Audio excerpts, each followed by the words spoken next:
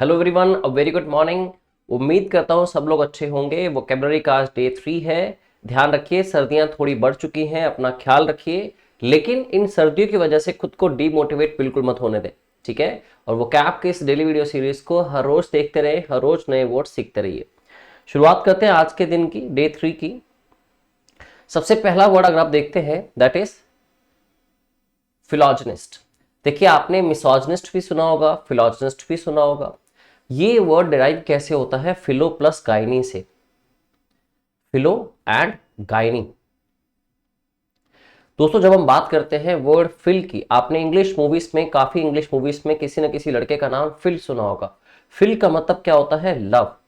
और गाइनी किससे रिलेट करता है वर्ड? किसी भी फीमेल से। इन दोनों को मिला के बना फिलॉजनिस्ट। ऐसे ही जब भी किसी वर्ड के आगे MIS लिखा है तो मिस किससे रिलेट करता है? हेट्रेड से। वहां पे बात नफरत की होती है। अगर हम इसका डायरेक्ट एंटरम देखेंगे तो वो क्या बन जाएगा? मिसोजिनिस्ट बन जाएगा। ठीक है। जब भी हम बात करते हैं फिलॉजनिस्ट की जिसके आगे फिल होगा, जैसे कि अगर मैं आगे बात करूं, एक वर्ड आता है एंथ्रो। अब एंथ्रो किसके लिए होता है? ह्यूमन रेस के लिए या फिर मैनकाइंड के लिए। अगर आपसे पूछ लिया जाए लवर ऑफ मैनकाइंड, तो इतना पता है आपको कि लवर के लिए क्या यूज होता है? फिल। और मैनकाइंड के लिए क्या है? एंथ्रो। तो वर्ड बन जाता है फिल एंथ्रोप, या फिर फिलेंथ्रोपिस्ट भी लिखा जाता है, ठीक है। तो इस तरह से चीजों का ध्यान रखना आपने। इसका एंटरम क्या बन जाएगा फिर? मिसएंथ्रोप या मिसएंथ्रोपिस्ट। तो दोस्तों, फिलॉजनिस्ट कौन होता है? जो एडमिरेशन दिखाता है या फिर who is a lover of females और वीमेन। ऐसा मत स्पेसिफिकली समझना कि कोई मेल पर्सन ही होगा जो फिलॉजनिस्ट हो सकता है, एक फीमेल भी फिलॉजनिस्ट हो सकती है। Okay, a person who has a love और एडमिरेशन फॉर वीमेन। सिनोनिम्स देखें डायरेक्ट क्या बन सकते हैं? फेमिनिस्ट हो सकता है। फेमिनिस्ट कौन होते हैं? जो विमेन के सपोर्टर होते हैं या फिर एडमायरर्स ऑफ विमेन। ऐसे ही second basic word is woman lover. Okay, antonyms क्या होंगे? इसके ऑपोजिट वर्ड्स क्या हो सकते हैं? मिसोजिनिस्ट, जैसा हम पहले डिस्कस कर रहे थे। इसके अलावा वर्ड हो सकता है इसका शॉविनिस्ट एंड सेक्सिस्ट। देखिए, ये सेक्सीएस्ट नहीं है। अगर हम बात करें एडजेक्टिव सेक्सी की, तो सेक्सी का कंपैरेटिव बनता है सेक्सियर और सुपरलेटिव बनता है सेक्सीएस्ट। ये सेक्सीएस्ट नहीं है कि जो दिखने में सेक्सी है उसकी सुपरलेटिव डिग्री नहीं है। देखिए, इसमें ई नहीं है, ठीक है। दिस इज सेक्सिस्ट, जो जेंडर डिस्क्रिमिनेशन करता है या फिर जो किसी पर्टिकुलर जेंडर में ही बिलीव करता है या उसको ही एडमायर करता है या फिर उसको ही प्यार करता है, उस पर्सन को हम सेक्सिस्ट कहते हैं। सेंटेंस देखें, the poet's work reflects his philosophist views. जो भी पोएट ने अपनी पोएट्री के थ्रू लिखा या उसका जो वर्क था, उसका जो लिटरेरी राइटिंग्स थी, उसके थ्रू क्या दिखता है हमें? फिलॉसफिस्ट व्यूज दिखते हैं उसके, क्योंकि उसमें उसने विमेन को सपोर्ट किया होगा, विमेन के बारे में अच्छा लिखा होगा।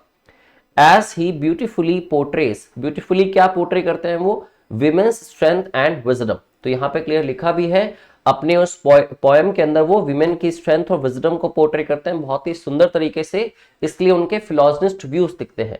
तो वो पोएट भी क्या कहलाएंगे? फिलॉसफिस्ट पोएट कहलाएंगे। ओके, चलिए नेक्स्ट वर्ड करते हैं। Next word is altruistic.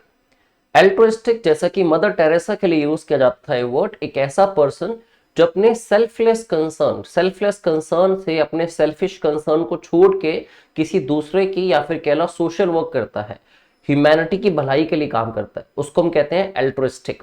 Showing a selfless concern, जिसमें उनका सेल्फिश कोई मोटिव अपना नहीं होगा, for the wellbeing of what? For the wellbeing of the society और वेलबींग ऑफ अदर्स। सिनोनिम्स क्या हो सकते हैं इसके? सेल्फलेस पर्सन, बेनेवलेंट, बेनेवलेंट जिसको आप जेनरस भी कह सकते हैं, जो दयालु होते हैं, बहुत लोगों की हेल्प करते हैं, बेनेवलेंट या जेनरस लोग, या फिर फिलएंथ्रोपिक। हम पीछे डिस्कस कर रहे थे, फिल का मतलब क्या होता है? लव। एंथ्रो का मतलब क्या है? मैनकाइंड।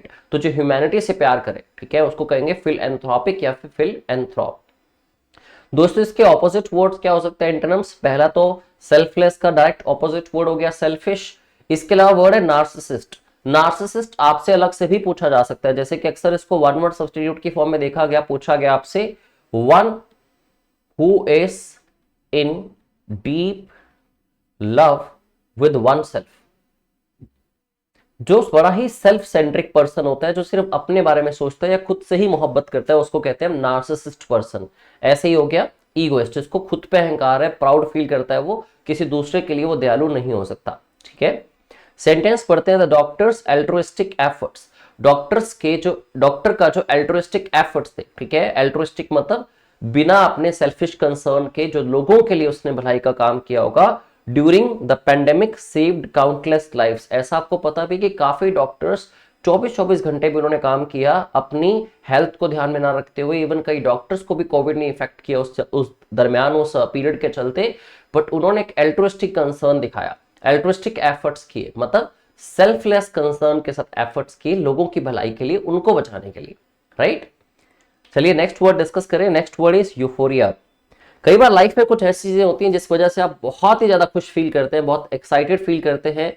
शायद वो चीजें या तो आपको पास्ट की कुछ अच्छी मेमोरीज याद आती हैं, बैठे बैठे ख्यालों में खो गए, ठीक है, और आप खुश फील करना शुरू कर दे, या फिर प्रेजेंट के अंदर आपको कुछ ऐसा गिफ्ट प्रेजेंट मिल गया, या अच्छी न्यूज मिल गई, या फिर आपका कोई एग्जाम क्लियर हो गया। मैं दोस्तों बता दूं आज की क्लास में रिसेंटली नए साल पे कोई नई खुशखबरी, नई खबर ना हो चाणक्य में, ऐसा नहीं हो सकता। हमारे एक स्टूडेंट, बहुत ही होनहार स्टूडेंट अभय कौंडल ने अपना आरआरबी क्लर्क का एग्जाम क्लियर किया है। 1 जनवरी को ही उनका रिजल्ट आउट हुआ, आरआरबी क्लर्क उनका क्लियर हुआ। हालांकि उनका आरआरबी पीओ एग्जाम भी क्लियर था बहुत ही अच्छे मार्क्स के साथ, बट इंटरव्यू प्रिपरेशन बहुत अच्छे ना होने की वजह से वो आरआरबी पीओ सिलेक्ट नहीं हो पाए, लेकिन आरआरबी क्लर्क वो फाइनली सिलेक्ट हो गए। That is a good news. तभी वो यूफोरिया में घूम रहे होंगे। यूफोरिया मतलब बहुत सारी हैप्पीनेस और जॉयफुलनेस को साथ कैरी कर रहे होंगे। तो यूफोरिया क्या होता है? फीलिंग और state of intense excitement, happiness और जॉयफुलनेस कह सकते हो आप इसको, ठीक है। सिनोनिम्स दोस्तों क्या हो सकते हैं? एक्सटेसी, एक्सिलरेशन या फिर जुबिलेशन। आप इसको जुबिलेंस भी बुला सकते हैं, ये भी नाउन होता है। तो जुबिलेंस या फिर एक्सिलरेशन या एक्सटेसी या एक्सट्रीम हैप्पीनेस कह सकते हैं इसको, आप एक्साइटमेंट कह सकते हैं। ऐसी फीलिंग को हम कहते हैं दोस्तों यूफोरिया। और जो पर्सन इसको फील कर रहा है, ठीक है, जिसके अंदर यूफोरिया की फीलिंग है, वो पर्सन बन जाता है यूफोरिक, या फिर वो इवेंट बन जाता है यूफोरिक इवेंट, या वो मेमोरीज बन जाती हैं यूफोरिक मेमोरीज।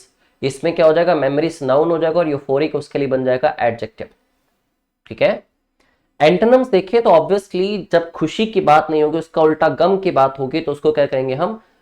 एक्साइटमेंट या यूफोरिया का एग्जैक्ट ऑपोजिट वर्ड, जैसे कि मिजरी, डिस्पेयर या सैडनेस या फिर सोरोफुलनेस या सोरो, जब भी बात दुख की होगी, ठीक है, डिजेक्शन, हताशा। तो ये सारे वर्ड्स दोस्तों क्या बन सकते हैं? इसके एंटोनिम्स बन सकते हैं। डिजेक्शन होती है हताशा, ठीक है, जब आप हताश हो जाते हैं। सोरो, मिजरी या डिस्पेयर या सैडनेस मतलब किसी भी तरह का दुख या गम, ओके। यूजेज है she felt a wave of euphoria, उसने एक वेव ऑफ यूफोरिया फील करी as she stood on the stage, जैसे वो स्टेज पे खड़ी हुई अपना अवार्ड एक्सेप्ट करने के लिए, ठीक है। तो यूफोरिया आपको भी एक्सपीरियंस होगा, नए साल के पहले दिन पे फील हुआ होगा, कुछ नया स्टार्ट करेंगे आज, कुछ अचीव कर लेते हैं, कुछ गोल अचीव करते हैं। ऐसे जब आप इस वोकैब सीरीज को कंप्लीट करेंगे 30 डेज डाउन द लाइन, तो आपको एक यूफोरिया वाली फीलिंग मिलेगी that yes I have achieved something. मैंने एटलीस्ट 15 में से 500 to 600 वर्ड्स तो बहुत अच्छे से याद कर लिए हैं। With in the next 1 month मैं सारे के सारे वर्ड्स याद कर लूंगा। जब भी अपने गोल्स को आप अचीव करते हो, छोटे छोटे गोल्स बनाओ, उनको जैसे अचीव करते हैं तो हमें यूफोरिया की फीलिंग होती है, ठीक है। नेक्स्ट वर्ड इज स्टेडफास्ट, जो आपको बनना ही बनना है इस साल में, ठीक है। स्टेडफास्ट एक ऐसा पर्सन होता है, एडजेक्टिव है वैसे एक पार्ट ऑफ स्पीच में देखें तो, क्योंकि किसी पर्सन को डिफाइन करने के लिए यूज कर सकते हो आप इसको। फर्मली लॉयल और अनवेवरिंग इन पर्पस, आपने कोई भी गोल बनाया अपना, ठीक है, आप उस गोल को कंसिस्टेंटली परस्यू करते हो, आप उसमें बीच में बिल्कुल वेवर नहीं करते, ठीक है, या फिर इनकंसिस्टेंटली उसको बीच में छोड़ते नहीं, ठीक है। तो आप कैसे पर्सन है? आप बहुत ही डेडिकेटेड या कमिटेड पर्सन है, और आपको बोला जाएगा डॉगेड या स्टेडफास्ट। तो फर्मली लॉयल और अनवेवरिंग, ठीक है, इन अ पर्पस, बिलीफ और डिटर्मिनेशन, जो किसी डिटर्मिनेशन, बिलीफ या किसी पर्पस में लॉयल रहे, मतलब कंसिस्टेंटली उस पर काम करता रहे।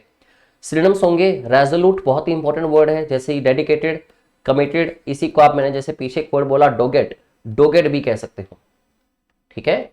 जब कोई पर्सन किसी काम में बहुत कमिटेड हो, बहुत ही डेडिकेटेड हो, उसको अनवेवरिंग मैनर में करता रहे, वेवर ना करे, मतलब उसके इरादे डगमगाए ना बीच में, ठीक है।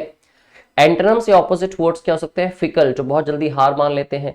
अनरिलायबल, रिलायबल जिस पे आप भरोसा कर सकते हो कि लंबा चलेगा, अनरिलायबल जिस पे भरोसा नहीं कर सकते हम। वेवरिंग मतलब वो डगमगाएगा, या फिर इनडिसाइसिव, वो फैसले नहीं ले पाएगा, कमिटेड नहीं रह पाएगा, ठीक है। डिस्पाइट द क्रिटिसिज्म, क्रिटिसिज्म के बावजूद ही स्टेड स्टेडफास्ट, वो फिर भी कमिटेड रहा in his beliefs refusing to waver under pressure, pressure के अंडर भी वो वेवर नहीं किया उसने, मतलब उसके इरादे डगमगाए ही नहीं, ठीक है। तो ऐसे पर्सन पे तो भरोसा कर ही सकते हैं हम, तो इस पर्सन को आप रिलायबल पर्सन भी कह सकते हो, ठीक है। रिलाय करना मतलब ट्रस्ट करना किसी पे, रिलायबल मतलब ट्रस्टवर्दी, ठीक है। The next word is obsolete. काफी चीजें हैं दोस्तों जो आज हमें देखने को मिलती भी नहीं है, ठीक है। जैसे पहले चला करते थे कैमरास, वो कैमरास जिनमें रील्स चलती थी, रील्स वाले कैमरास होते थे। ऐसे ही सीडी प्लेयर्स भी आपने देखे होंगे, डीवीडी प्लेयर्स देखे होंगे, फ्लॉपी डिस्क देखी होंगी, बट आजकल पेन ड्राइव का या हार्ड डिस्क का जमाना है, ठीक है।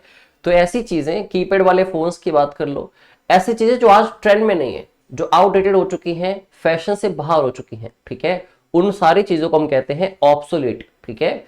एक एडजेक्टिव होता है जो किसी भी चीज को डिफाइन करता है जो आउटडेटेड हो चुकी है, out of fashion, out of trend हो चुकी है।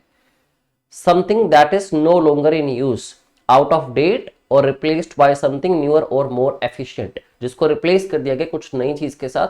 जैसे पहले ऐसी गाड़ियां आती जिनमें पावर स्टीयरिंग भी नहीं होते थे, बट आज हर एक गाड़ी में बेसिक फीचर है पावर स्टीयरिंग का, ठीक है, या पावर विंडोज का, या पावर ब्रेक का। तो वो सारी गाड़ियां ऑब्सोलीट हो चुकी हैं या उनके सारे फीचर्स ऑब्सोलीट हो चुके हैं। जब किसी भी चीज में एडवांसमेंट की जाती है या उसकी न्यूअर टाइप आती है, पुरानी चीज को बंद कर दिया जाए, तो पुराने वाली चीज ऑब्सोलीट कंसीडर कर ली जाती है, ओके। सिनोनिम्स हैं आउटडेटेड, एंटीक्वेटेड या फिर डिफंक्ट। दोस्तों ऑब्सोलीट और डिफंक्ट बहुत ही इंपॉर्टेंट वर्ड्स हैं, आपसे अक्सर एग्जाम्स में पूछ लिए जाते हैं, तो प्लीज ध्यान रखिएगा। डिफंक्ट या obsolete, something that is no longer in use, जिसको आउटडेटेड या एंटीक्वेटेड हम कहेंगे। एंटोनिम्स, ऑपोजिट वर्ड्स क्या है? मॉडर्न जो नया है, कंटेम्प्रेरी जो आज के टाइम पे चल रहा है, करंट या फिर जो चीजें आम है, ठीक है, कन्वेंशनल है, जो आज के टाइम पे देखी जाती है। With the advent of smartphones, advent क्या होता है? आगमन, ठीक है, किस चीज का आना, इंट्रोडक्शन उसकी। विद द एडवेंट या उसकी कमिंग कह सकते हो, with the advent of smartphones, smartphones के एडवेंट से many traditional cameras have become obsolete, बहुत से ट्रेडिशनल कैमरास ऑब्सोलीट हो गए हैं, क्योंकि आजकल कैमरास की जगह पे फोन्स पे ही लोग ज्यादा फोटोग्राफ्स और वीडियोस क्लिक करना पसंद करते हैं, राइट। तो चलिए नेक्स्ट वर्ड करें। Next word again very important word, indispensable, जिसकी इंपॉर्टेंस कभी खत्म नहीं की जा सकती, ठीक है। इंडिस्पेंसिबल जिसको हम कहते हैं वेरी क्रूशियल, जो चीज बहुत ही इंपॉर्टेंट है, बहुत ही क्रूशियल है। वेरी इंपॉर्टेंट कह सकते हो, वेरी इंपैरेटिव कह सकते हो, क्रूशियल वर्ड यूज कर सकते हो, और भी सिनोनिम्स आपके पास है। समथिंग और someone that is absolutely necessary और एसेंशियल, जो बहुत ही जरूरी है, उसको कहेंगे इंडिस्पेंसिबल। जैसे हम कहें कि करप्शन को खत्म करने में गवर्नमेंट ऑफ इंडिया का, सेंट्रल गवर्नमेंट का या फिर टैक्स सिस्टम का एक इंडिस्पेंसिबल रोल है, ठीक है, मतलब उसका बहुत ही इंपॉर्टेंट रोल है एक। सिनोनिम्स क्या होंगे? एसेंशियल, वाइटल, क्रूशियल या मैंडेटरी। जैसे मैंने एक वर्ड बताया यहां पे ऊपर भी, इंपैरेटिव। इंपैरेटिव का मतलब क्या होता है? जो बहुत इंपॉर्टेंट हो, ठीक है। एसेंशियल, वाइटल, क्रूशियल, ये बेसिक वर्ड्स आप सबने सुन रखे होंगे, जिसको हम कहते हैं इंडिस्पेंसिबल। एंटोनिम्स ऑपोजिट क्या होंगे? ऑब्वियसली जो चीज इतनी इंपॉर्टेंट नहीं है, जैसे कि डिस्पेंसिबल। इंडिस्पेंसिबल में से अगर आपने आईएन को रिमूव कर दिया तो वर्ड बन गया उसका ऑपोजिट डिस्पेंसिबल। ऐसे ही ऑप्शनल है, करो या ना करो, ठीक है, इंपॉर्टेंट नहीं है इतना। ऐसे ही रिप्लेसेबल, जिसको रिप्लेस किया जा सकता है, विच मीन्स उसकी इंपॉर्टेंस अटमोस्ट नहीं है, उसकी इंपॉर्टेंस इतनी ज्यादा नहीं है कि उसको आप रिप्लेस कर नहीं सकते। जबकि इनडिस्पेंसिबल क्या होता है? इररिप्लेसेबल, जिसको आप रिप्लेस कर ही नहीं सकते, ठीक है। जैसे कि water is indispensable for the survival of all living organisms on earth, पानी की महत्वता बहुत ही ज्यादा है, ठीक है। तो इंडिस्पेंसिबल को आप बेसिक वर्ड से याद रखें तो वेरी इंपॉर्टेंट, बहुत ही महत्व जो चीज होती है, okay. The next one is delectable. दोस्तों ये एसएससी के अंदर 2024 के अंदर पूछा भी गया वर्ड। डिलेक्टेबल एक ऐसा, जब भी बात किसी फूड की होती है, ठीक है, किसी ड्रिंक की जो बहुत ही टेस्टी हो, जिसमें टेस्ट इतना आए कि आप बहुत ही प्लीज्ड फील करें। Something that is highly pleasing, delightful और डिलीशियस। तो delectable means delicious, very tasty. Appetising कह सकते हैं आप, हर वो चीज जो खाने में जिसका टेस्ट बहुत अच्छा हो उसको एपेटाइजिंग कहेंगे हम। या फिर स्क्रम्शियस एक इंपॉर्टेंट वर्ड है, या फिर mouth watering. Mouth watering mean जिसको देख के मुंह में पानी आ जाए। इसके लिए फिंगर लिकिंग वर्ड भी आप यूज कर सकते हो, जिसको खाने के बाद हम उंगलियां चाटते रह जाते हैं, इस cold finger licking food. Mouth watering देख के जिसको पानी आ गया। डिलेक्टेबल, डिलीशियस या वेरी टेस्टी, हिंदी बनेगी स्वादिष्ट। कोई भी ऐसा खाना हो सकता है। एंटोनिम्स क्या होंगे? ब्लैंड, ब्लैंड जो एक नॉर्मल टेस्ट देती है आपको चीज, थोड़ी फीकी होती है। जैसे कहते हैं ऊंची दुकान फीके पकवान, तो कई बार कई पकवान बहुत ही फीके होते हैं, उनको ब्लैंड कहते हैं। ऐसे ही टेस्टलेस, इसमें टेस्ट ही नहीं है या फिर प्लेजेंट नहीं है, वो अनप्लेजेंट है। ठीक है। The bakery is known for its delectable pastries. Bakery किस लिए फेमस है? अपनी डिलेक्टेबल मतलब टेस्टी या डिलीशियस पेस्ट्रीज के लिए। That attracts customers from all over the city, जो कि कस्टमर्स को पूरे शहर में से जितने भी कस्टमर्स हैं सबको अट्रैक्ट करती है अपनी इन्हीं डिलेक्टेबल पेस्ट्रीज की वजह से। Okay. The next word is chauffeur. Everybody dreams of having a chauffeur in life. कुछ टाइम के बाद कि उनके पास एक मर्सिडीज BMW या अच्छी गाड़ी हो और उन्होंने एक अपना प्राइवेट ड्राइवर हायर कर रखा है, जहां जाने का मन करे आराम से हम बैठे हो, ड्राइवर हमें ले जाए। तो शॉफर कौन होते हैं दोस्तों? जो कोई प्राइवेट ड्राइवर्स होते हैं जिनको हायर किया जाता है, स्पेशली इनको बिजनेसमैन या रिच लोग हायर करते हैं। A person employed to drive a private vehicle typically for someone else. किसी और के लिए जो प्राइवेट व्हीकल चलाता है उसको हायर किया जाता है, एम्प्लॉय किया जाता है एक पर्सन को, तो उसको आप पर्सनल ड्राइवर कह सकते हैं, प्राइवेट ड्राइवर कह सकते हैं। बेसिक सिनोनिम्स बनेंगे इसके ड्राइवर या मोटरिस्ट, ठीक है, या फिर व्हीकल ऑपरेटर। ऑपोजिट वर्ड्स क्या होंगे? पैसेंजर जो साथ बैठा है उसके, कम्यूटर जो कम्यूट कर रहा है मतलब सफर को तय कर रहा है, ठीक है, जिसको ट्रैवल कहते हैं आप, ट्रैवलर, या राइडर, क्योंकि ड्राइवर ड्राइव करता है तो राइडर राइड करता है। ठीक है। The businessman hired a chauffeur to ensure he could work uninterrupted during his daily commute. तो बिजनेसमैन ने हायर किया एक शॉफर को ताकि वो अनइंटरप्टिंग वे में अपना सारा काम कंप्लीट कर सके अपने कम्यूटिंग टाइम में, क्योंकि उसको खुद को गाड़ी नहीं चलानी पड़ेगी, तो आधा घंटा 1 घंटा जितनी भी ड्राइव होगी उस टाइम में वो अपना अनइंटरप्टेड वे में काम कर सके, इसलिए उसने एक शॉफर को हायर किया। The next word is obdurate. बड़े बुरे किस्म के होते हैं ऐसे लोग जिनको मनाना बड़ा मुश्किल होता है। ठीक है। ऐसे हमारे फ्रेंड सर्कल में, हमारे ग्रुप में भी हो सकते हैं। अक्सर 10 में से 8 लोग रेडी हैं बट वो 2 लोग मान नहीं रहे due to any of the circumstances. Obdurate दोस्तों होते हैं बड़े ही जिद्दी लोग। ऑब्ड्यूरेट का मतलब है जिद्दी, जो भी पर्सन बहुत जिद्दी होते हैं, जिनको आप बेसिक वर्ड जिनके लिए यूज करते हो स्टबन, तो जल्दी किसी बात को मानते नहीं है। ठीक है। Someone who is stubbornly resistant. Stubbornly resistant मतलब वो रेसिस्ट करता है, ठीक है, मना करता है, इनकार करता है।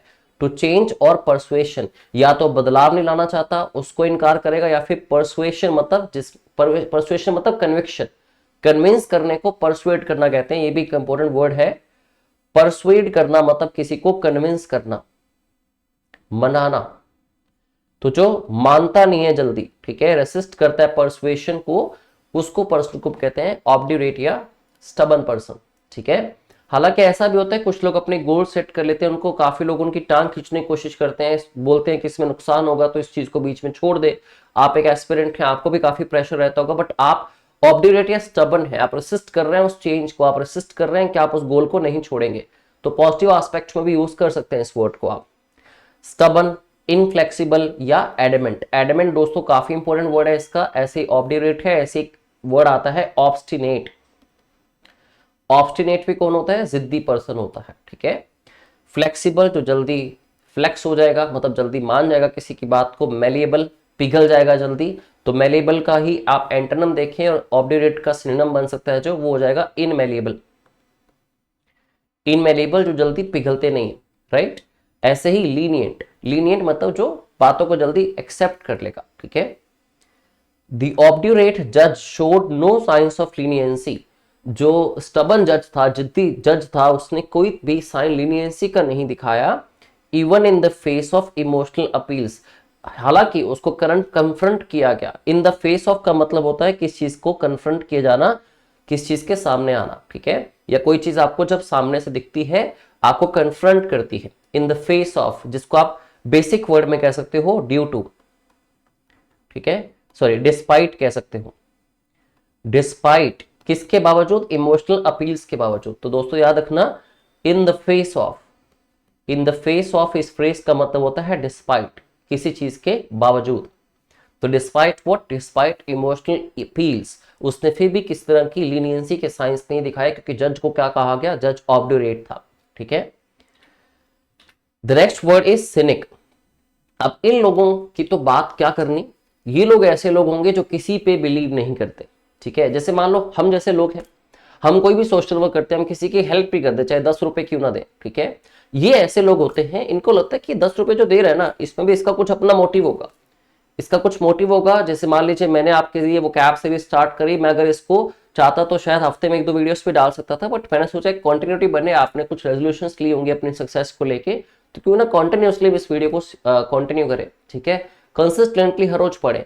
तो उसमें मेरे लिए वो सोच रहा है कि नहीं इसका कुछ तो अपना मोटिव है, ठीक है, हो भी सकता है नहीं भी हो सकता है, बट ये तो सोचेगा, राइट। तो सिनिक ऐसे लोग होते हैं, कोई भी कुछ भी काम कर रहा है ना, उसको उसमें डाउट है कि इसका कुछ तो अपना फायदा है, इसका कुछ तो अपना मोटिव है, ये बिना किसी वजह के किसी का भला नहीं कर सकता। तो सिनिक कौन लोग होते हैं दोस्तों, सिनिक का ही एडजेक्टिव भी बनता है सिनिकल। तो सिनिक या सिनिकल का दोनों का रिलेटेबल मीनिंग हो सकता है one who believes that people are motivated purely by self interest, कि लोग तो सिर्फ सेल्फ इंटरेस्ट के लिए काम करते हैं rather than by altruistic intentions. Altruistic आपको मैंने करवाया था सेल्फलेस, कि बिना किसी सेल्फलेस कंसर्न के इंटेंशंस के तो वो काम ही नहीं करते। सिनिक्स ऑफन डाउट सिंसेरिटी और गुडनेस, किसी की भी सिंसेरिटी या उसकी अच्छाई को हमेशा वो डाउट करते हैं, तो इसको बेसिकली हम शक्की इंसान कह सकते हैं। जब इसका आपको डायरेक्ट एक सिनोनिम चाहिए हो हिंदी में, दैट इज शक्की, जो हर चीज पे शक करेगा, कोई भी चीज, ठीक है। जैसे कि स्कैप्टिक, अब स्कैप्टिक का मतलब क्या होता है, शक्की होता है, जिसको आप कहते हैं डाउटर, जो डाउट करता है किसी पे, ठीक है। इसी को आप कह सकते हैं सस्पिशियस, जो भी पर्सन डाउट करते हैं, डाउटफुल होते हैं, डाउट करते हैं, उनको सस्पिशियस या स्कैप्टिक कह सकते हो आप। पैसिमिस्ट, जो नेगेटिव विचारों का आदमी है, या फिर मिसएंथ्रोप, जिसको बिल्कुल भी प्यार नहीं है, अफेक्शन नहीं है ह्यूमन काइंड को लेके, ह्यूमन रेस को लेके, मैन काइंड को लेके। मिस का मतलब क्या है, हेटर, एंथ्रो का मतलब क्या है, मैन काइंड। तो who is a hater of mankind, ठीक है। ही ऑलवेज थिंक्स, कुछ तो दाल में काला है, कि जो बंदा उसकी हेल्प कर रहा है, ठीक है। तो ये शक्की इंसान होते हैं सिनिक लोग। ऑप्टिमिस्टिक, जो पॉजिटिव विचारों का आदमी है। बिलीवर, जो विश्वास करता है चीजों पे। ह्यूमैनिटेरियन इसका उल्टा हो गया, जो ह्यूमैनिटी से प्यार करता है, उसके दिल में अफेक्शन है, ठीक है। He was labelled as cynic, उसको सिनिक का लेबल दिया गया बिकॉज ही ऑलवेज क्वेश्चन, क्योंकि उसने हर बार सवाल उठाया the motives behind every kind gesture, हर एक काइंड जेस्चर के पीछे उसने कोई ना कोई सवाल उठाया, इसलिए सब लोग उसको सिनिक बुलाने लग गए या फिर सिनिकल बुलाने लग गए, ठीक है।